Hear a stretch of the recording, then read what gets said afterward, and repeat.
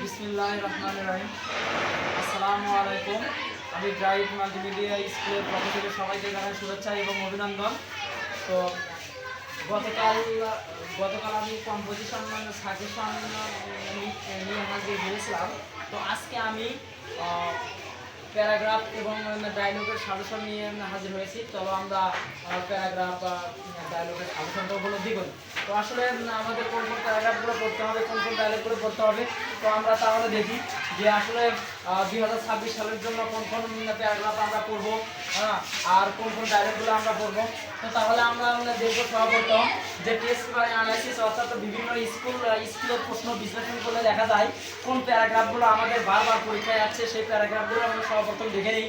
তো আমাদের সর্বপ্রথম যেটা দেখতে হচ্ছে যে your school magazine deforestation, a winter morning, the life of a farmer, a tea stall, a street hawker, environment pollution, এখানে এয়ার পলিউশন আসতে পারে, water pollution, a book fair, a rainy day, price hike. তো এই 10টা paragraph যে test analysis করলে দেখা যায় যে 10টা প্যারাগ্রাফ বিভিন্ন স্কুলে বারবার ঘুরে ঘুরে যাচ্ছে, বিভিন্ন স্কুলে বারবার আছে। তো আসলে এই 10টা প্যারাগ্রাফ অনেক স্কুলে কিন্তু আছে। আর আমাদের 26 সালে আসলে তাহলে কোন কোন প্যারাগ্রাফগুলো পড়তে হবে সেগুলো আমরা দেখি এবার। তো আমাদের সর্বপ্রথম আমাদের যেটা পড়তে হবে ট্রি প্লান্টেশন, অর্থাৎ ট্রি প্লান্টেশনটা অবশ্যই পড়তে হবে। তারপর আমাদের দেখতে হবে যে এই স্কুল লাইব্রেরি। 3 নম্বর আমাদের দেখতে হবে এনভায়রনমেন্ট পলিউশন, এখানে কিন্তু এয়ার পলিউশনটাও দেখতে হবে, ওয়াটার পলিউশনটাও দেখতে হবে। তো তারপরে 4 নম্বরটা আমাদের দেখতে হবে যে school magazine, a winter morning, তারপরে বলা হচ্ছে a book fair, traffic jam, a rainy day. আর এই দুটো আমরা শুধু এক নজরে দেখে নেব, আওয়ার রমজান ন্যাশনাল ফ্ল্যাগ আর ডিফরেস্টেশন। অর্থাৎ আমরা যদি এই 8টা প্যারাগ্রাফ সুন্দরভাবে পড়ি তাহলে ইনশাআল্লাহ আমরা পরীক্ষায় অবশ্যই আমরা একটা কমন পাবো। তো আসলে এই প্যারাগ্রাফগুলো অবশ্যই কিন্তু মুখস্থ করতে হবে। যাদের দুটি একটা সমস্যা আছে তারা সুন্দরভাবে কমপ্লিট করে অবশ্যই কেন্দ্রে যেতে হবে। যদি এগুলো কমপ্লিট করে কেন্দ্রে না যেতে পারি তাহলে আমরা প্যারাগ্রাফ কিন্তু সেইভাবে লিখতে পারবো না। হ্যাঁ, আর একটা প্যারাগ্রাফের মার্ক কিন্তু অবশ্যই কিন্তু 10 মার্ক, আর 10 মার্ক কিন্তু কখনো হাতছাড়া করা হবে না। তো আমরা প্যারাগ্রাফগুলো বুঝলাম, আসলে আমাদের কোন প্যারাগ্রাফগুলো অবশ্যই পড়তে হবে।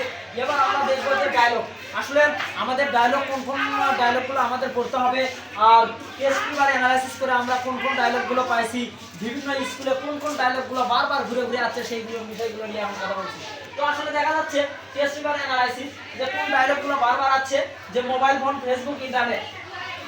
হ্যাঁ, তারপরে বলা হচ্ছে great effect of smoking, future plan in life, অথবা ইয়াং ইন লাইফ, ওই একই জিনিস। তো আর্লি রাইজিং, তো ফিজিক্যাল এক্সারসাইজ, আরেকটা ওর সাথে দেওয়া আছে কিন্তু morning walk, road accident, importance of games and sports in our life, dengue fever. এই 7টা ডায়লগ বিভিন্ন স্কুলে, অর্থাৎ 140 স্কুলে ঘুরে ঘুরে আছে কিন্তু এই, অর্থাৎ 140টি স্কুলের টেস্ট পরীক্ষায় কিন্তু এগুলো কিন্তু ঘুরে আছে। অবশ্যই কিন্তু এই ডায়লগগুলো আমাদের কিন্তু ইম্পর্টেন্ট, অবশ্যই কিন্তু আমাদের কিন্তু করতে হবে। তো আসলে তাহলে আমরা 26 সালে আসলে আমরা টেস্টগুলো কিন্তু অ্যানালাইসিস করে দেখতে পারলাম যে এই 7টা ডায়লগ কিন্তু বারবার ঘুরে আসছে। তাহলে আমাদের 2026 সালে কোন ডায়লগগুলো আসলে আমাদের করতে হবে। তো আমাদের কিন্তু করতে হবে যে মোবাইল ফোন, ফেসবুক, ইন্টারনেট অবশ্যই করতে হবে, গুরুত্বপূর্ণ। তারপরে great effect of smoking, future plan in life অথবা ইয়াং ইন লাইফ, তারপরে বলা হচ্ছে আর্লি রাইজিং অথবা ফিজিক্যাল এক্সারসাইজ, আরেকটা দেওয়া আছে ওর সাথে কিন্তু মর্নিং ওয়াক। তারপর হচ্ছে road accident, the importance of games and sports, dengue fever, আর একটা কিন্তু ট্রি প্লান্টেশন।